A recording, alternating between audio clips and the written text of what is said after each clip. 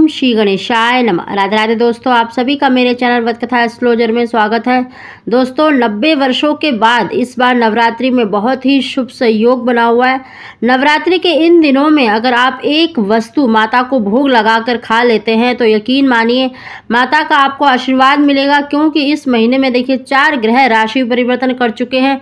ग्रहों का गोचर इन राशियों के लिए बेहद ही शुभ रहने वाला है। राजयोग बना हुआ है, बुधादित्य योग बना हुआ है और संतान योग बना हुआ है।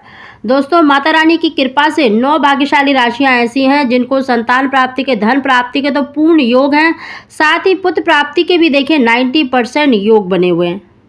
नवरात्रि के इन पावन दिनों में अगर आप किसी भी दिन अगर एक वस्तु का माता रानी को भोग लगाकर स्वयं ग्रहण कर लेती हैं तो यकीन मानिए आपको मन वांछित संतान की प्राप्ति अवश्य ही होगी। दोस्तों वैसे तो ये नवरात्रि सभी राशियों के लिए बेहद ही शुभ रहने वाले हैं, लेकिन 9 भाग्यशाली राशियां ऐसी हैं जिनको 90% बहुत अच्छे योग बने हुए हैं संतान के, धन के, तो उसकी हम जानकारी दे रहे हैं। दोस्तों उसकी जानकारी देने से पहले अगर अभी तक आपने व्रत कथा एस्ट्रोलॉजर चैनल को सब्सक्राइब नहीं किया तो सब्सक्राइब अवश्य ही कर लें, बगल में बेल आइकन को दबा दें जिससे मेरी आने वाली सभी वीडियो का नोटिफिकेशन सबसे पहले आप तक पहुंच सके।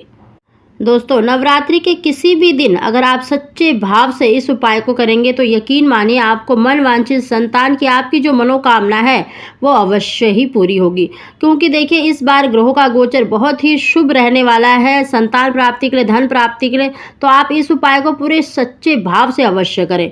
दोस्तों अगर आप इस उपाय को देखिए 5वें नवरात्र यानी स्कंद माता जो संतान को देने वाली है या अष्टमी के दिन करते हैं तो आपको और अधिक प्रभाव देखने को मिलेगा, नहीं तो आप किसी भी नवरात्रि में इस उपाय को कर सकते हैं।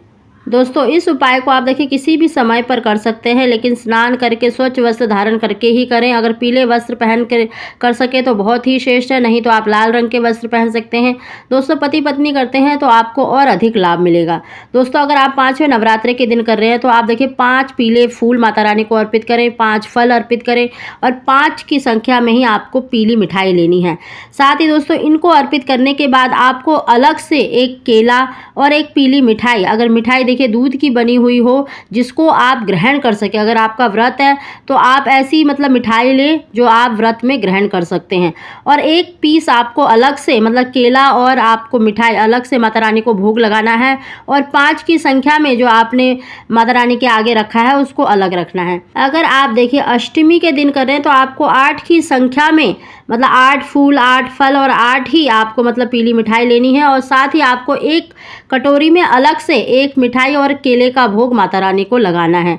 दोस्तों माता रानी का पूजन करें, माता रानी के आगे संतान गोपाल मंत्र का जाप करें, और जाप करने के बाद आप अपने घर में या कहीं पर भी आपको छोटी छोटी कन्याएं मिल जाती हैं। देखिए छोटी जो कन्या होती है वो माता रानी का स्वरूप माना जाता है, तो उनको ये फल और मतलब जो मिठाई आपने रखी है वो प्रसादी के रूप में उनको बांट दें। साथ ही आप दक्षिणा भी दे सकते हैं, 11, 21, 31 जितने मर्जी मतलब आप रुपए भी रखकर अवश्य दें, क्योंकि देखिए जो कन्या होती है माँ दुर्गा का स्वरूप माना जाता है, उनको प्रसन्न करते हैं, उनको आशीर्वाद लेते हैं तो निश्चित ही आपको मन वांछित संतान की प्राप्ति होती है। माता रानी को जो आपने अलग से देखिए एक फल और मिठाई का भोग लगाया है उसको आप स्वयं ग्रहण कर लें या पति पत्नी दोनों ही ग्रहण कर लें। देखना आपको मन वांछित संतान की प्राप्ति अवश्य ही होगी, माता रानी का आशीर्वाद आपको अवश्य ही प्राप्त होगा। साथ ही दोस्तों इस बारी जो नवरात्रि में ग्रहों का गोचर है बहुत ही बेहद ही शुभ रहने वाला है इन राशियों के लिए।